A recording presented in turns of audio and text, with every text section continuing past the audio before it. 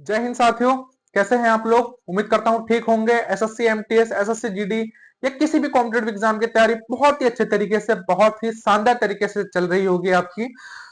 और मैं आशा करूंगा कि आपके एसएससी एमटीएस के एग्जाम भी बहुत अच्छे जा रहे होंगे। तो इसी तैयारी को आगे बढ़ाते हुए हम अपनी अगली क्लास पे चलते हैं। कौन सी आज हमारी क्लास होने वाली है? तो आज हमारी क्लास नंबर होने जा रही है 44 क्लास आज हमारी होने जा रही है। बहुत ही बेहतरीन बेहतरीन टॉपिक, बहुत ही बेहतरीन बेहतरीन एसएससी पीवाईक्यू मेरे द्वारा आपको करा दिए गए हैं। बहुत ही अच्छे अच्छे टॉपिक हैं जो मेरे चैनल रामराज स्टडीज पर मेरे द्वारा अपलोड कर दिए गए हैं। जाइए देखिए, नंबर इंक्रीज करिए, बहुत ही आपको मजा आने वाला है। बहुत ही अच्छे अच्छे टॉपिक आज के होने वाले हैं। तो उसी टॉपिक को वैसे ही एसएससी पीवाईक्यू पर आधारित, वैसे ही टॉपिकों पर आधारित आज का हमारा एक टॉपिक होने वाला है। क्या आज का हमारा टॉपिक होने वाला है? बहुत ही महत्वपूर्ण आज का हमारा टॉपिक होने वाला है। तो आज हम बात करेंगे तालीकोटा तालीकोटा युद्ध की। तालीकोटा युद्ध,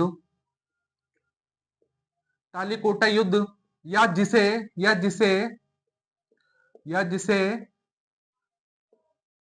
बन्नी हट्टी युद्ध भी बोलते हैं। क्या बोलते हैं? बन्नी हट्टी युद्ध। बन्नी हट्टी युद्ध भी इसे कहा जाता है, तालीकोटे के युद्ध को।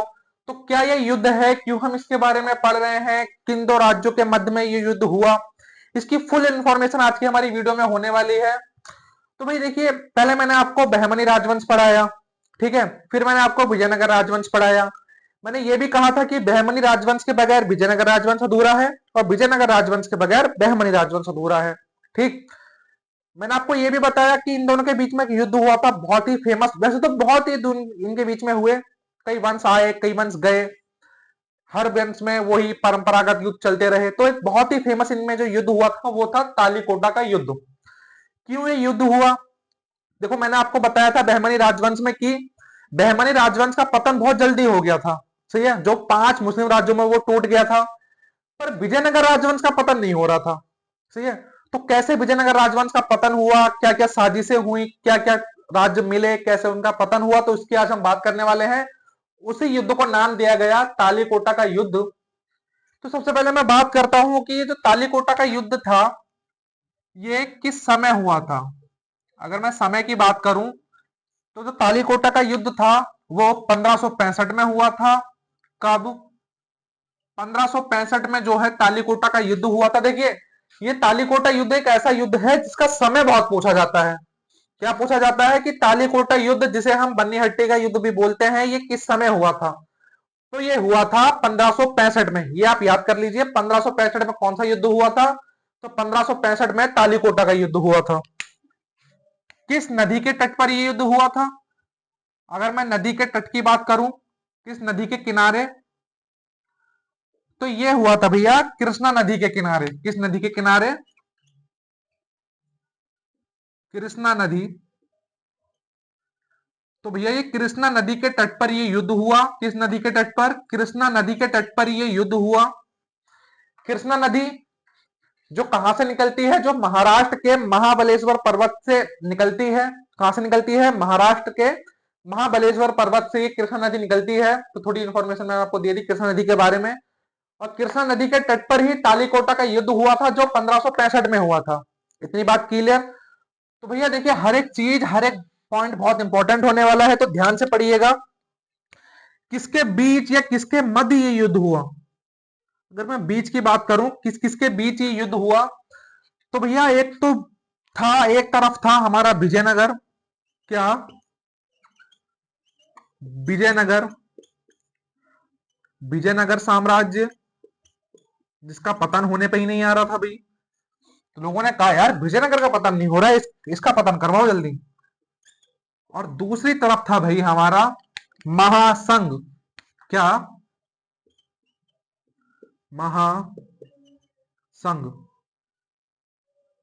विजयनगर और महासंघ के बीच ये युद्ध हुआ। अब ये महासंघ क्या है इसकी मैं बात करता हूं। भाई आप तो बोल रहे थे कि यार ये बहमनी राजवंश के मध्य हुआ था। तो देखिए भाई, बहमनी राजवंश का पतन तो बहुत पहले ही हो गया था, जो 5 मुस्लिम राज्यों में टूट गया था। याद है आपको कौन कौन से मुस्लिम राज्यों में टूटा था? बीजापुर, अहमदनगर, बरार, गोलकुंडा और बीदर। ये 5 मुस्लिम राज्यों में जो था हमारा बहमनी राजवंश टूट चुका था, पर विजयनगर का पतन नहीं हो रहा था। सही है, तो ये युद्ध हुआ तालीकोटा का युद्ध। अब तालीकोटा के युद्ध के समय विजयनगर साम्राज्य का जो राजा हुआ करता था, जो विजयनगर का राजा था, उसका क्या नाम था? जो विजयनगर का राजा था, राजा, तो विजयनगर का जो राजा था उस समय, उसका नाम था भैया सदाशिव। क्या? सदाशिव। सदाशिव उस राजा का नाम था। किसका? विजयनगर साम्राज्य के पतन के दौरान। किसने इस युद्ध का नेतृत्व किया? भाई किसने इस युद्ध का नेतृत्व किया? तो नेतृत्व किया इस युद्ध का, उनका नाम था राम राय। क्या नाम था? राम राय उनका नाम था। किसका? जिसने तालीकोटा के युद्ध के समय विजयनगर साम्राज्य की तरफ से इसका नेतृत्व किया। ठीक, इतनी बात क्लियर। अब एक और पॉइंट मैं यहां लिख देता हूं, क्या नोट करके लिख देता हूं कि इस युद्ध के दौरान, इस युद्ध के दौरान, इस युद्ध के बाद, इस युद्ध के दौरान, इस युद्ध के दौरान, इस युद्ध के दौरान जो विजयनगर था, इस युद्ध के दौरान विजयनगर का पतन हुआ। विजयनगर का पतन हुआ। तो किस युद्ध के दौरान विजयनगर का पतन हुआ? तो भैया हमें पता होना चाहिए कि तालीकोटा युद्ध के दौरान, जिसे बन्नी हट्टी का युद्ध भी बोलते हैं, इसके दौरान जो है विजयनगर का पतन हुआ। किसका पतन हुआ? विजयनगर का पतन हुआ। अब हम चलते हैं कि महासंघ में कौन कौन से राज्य थे। भैया महासंघ क्या था? देखिए मैंने आपको बताया बहमनी राजवंश 5 मुस्लिम राज्यों में टूट गया, और जब 5 मुस्लिम राज्यों में वो टूटा तो भाई वो अलग अलग राज्य बने 5। तो विजयनगर कभी इस राज्य पे हमला कर दे, कभी उस राज्य पे हमला कर दे, मतलब दबदबा था विजयनगर साम्राज्य का कि भैया विजयनगर साम्राज्य की सेना है, दबदबा था। तो भाई इन सब ने राज्यों ने सोचा, जो विजय बहमनी राजवंश से टूटे थे, इन्होंने सोचा कि अगर हम अलग अलग लड़ेंगे तो हम कभी नहीं जीत सकते। हमें क्या होना? हमें एकत्र होना है। हम जब एक साथ मिलकर, भाई 100 सैनिक तुम्हारे हैं, 100 सैनिक तुम्हारे हैं, 100 सैनिक तुम्हारे हैं, 5 जगह अगर 100 सैनिक भी हो गए तो 500 सैनिक हो गए हमारे। अगर हम पांचों राज्य एक साथ मिलकर एक साथ विजयनगर पे हमला करें तो ये हमसे कभी नहीं जीत सकता। जबकि ये कभी मेरे ऊपर हमला कर दे रहा, कभी ये तुम्हारे ऊपर हमला कर दे रहा, कभी उसके ऊपर हमला कर दे रहा, और ये जीत जा रहा। तो इन्होंने सोचा कि यार हम सब मिलकर, महासंघ ने सोचा कि हम सब मिलकर जो है तालीकोटा पर युद्ध करेंगे।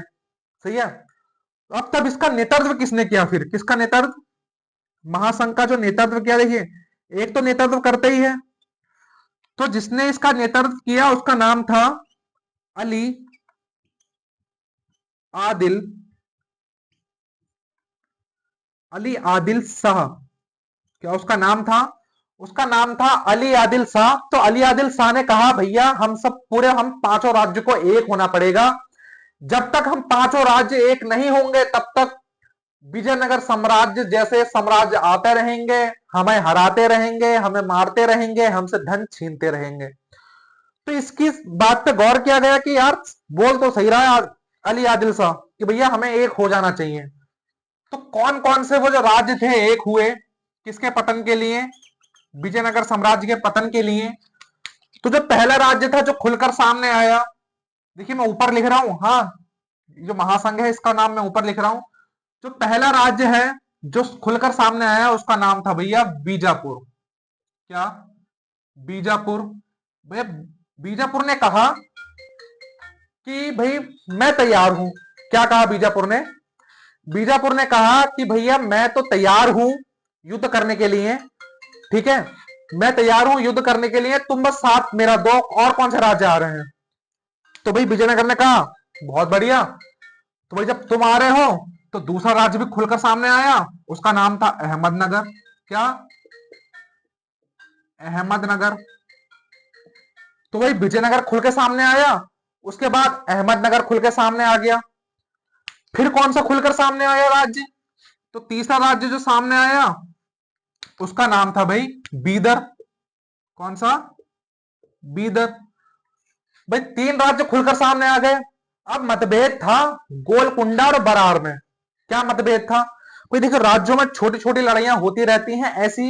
एक गोलकुंडा और एक बरार, इन दोनों राज्यों के बीच में मतभेद था। अब गोलकुंडा कह रहा था कि भाई अगर बीदर आएगा तो मैं नहीं आऊंगा, और बीदर बोल रहा था अगर गोलकुंडा आएगा तो मैं नहीं आऊंगा।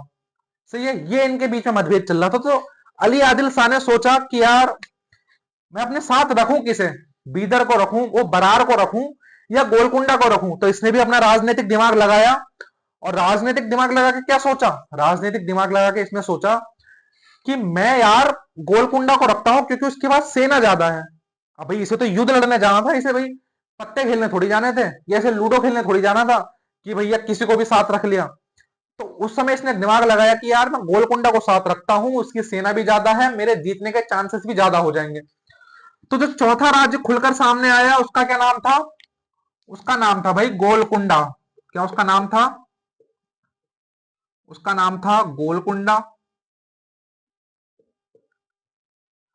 तो कितने कुल कुल कितने राज्यों का महासंघ बना, तो कुल 4 राज्यों का महासंघ बना, बीजापुर, अहमदनगर, बीदर और गोलकुंडा।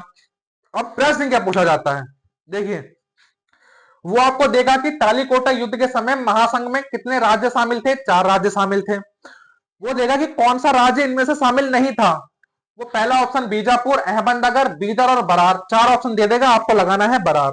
तो कौन सा राज्य तालीकोटा युद्ध के समय महासंघ का हिस्सा नहीं था, तो बरार तालीकोटा युद्ध के समय महासंघ का हिस्सा नहीं था। इसे मैं आप चाहे तो लिख भी देता हूं यहां पर, छोटा सा नोट करके मैं लिख देता हूं कि इस युद्ध के दौरान इस युद्ध के दौरान इस युद्ध के दौरान दौरान महासंघ का हिस्सा बरार नहीं था, महासंघ का हिस्सा बरार नहीं था। तो कौन सा एक राज्य था जो महासंघ का हिस्सा नहीं था तालीकोटा युद्ध के समय, तो महासंघ का हिस्सा नहीं था कौन सा, बरार। तो भैया बरार जो है महासंघ का हिस्सा नहीं था। कई यहां से प्रश्न बहुत, देखिए मैं आपको बता दूं ना बार कि आप कान यहां से पकड़ने की कोशिश कर लीजिए, यहां से पकड़ने की कोशिश कर लीजिए, यहां से पकड़ने की कोशिश कर लीजिए, ऐसे पकड़ने की कोशिश कर लीजिए। तो एसएससी भी यही करती है, बस प्रश्न यही होते हैं, वो अलग अलग तरह से अलग अलग ढंग से कान पकड़ने की कोशिश करती है। अब महासंघ के बारे में मैंने आपको इतनी बातें बताई, वो इसमें से ही पूछेगा, पर इधर उधर करके चीजें पूछेगा। तो आपको ध्यान से चीजों का, हर एक चीज का पता होना चाहिए। तो ये महासंघ में कितने राज्य शामिल हुए, महासंघ में बीजापुर, अहमदनगर, बीदर और गोलकुंडा 4 राज्य शामिल हुए। बरार इसमें शामिल नहीं था। क्यों शामिल नहीं था, क्योंकि बरार और गोलकुंडा के बीच में लड़ाई थी।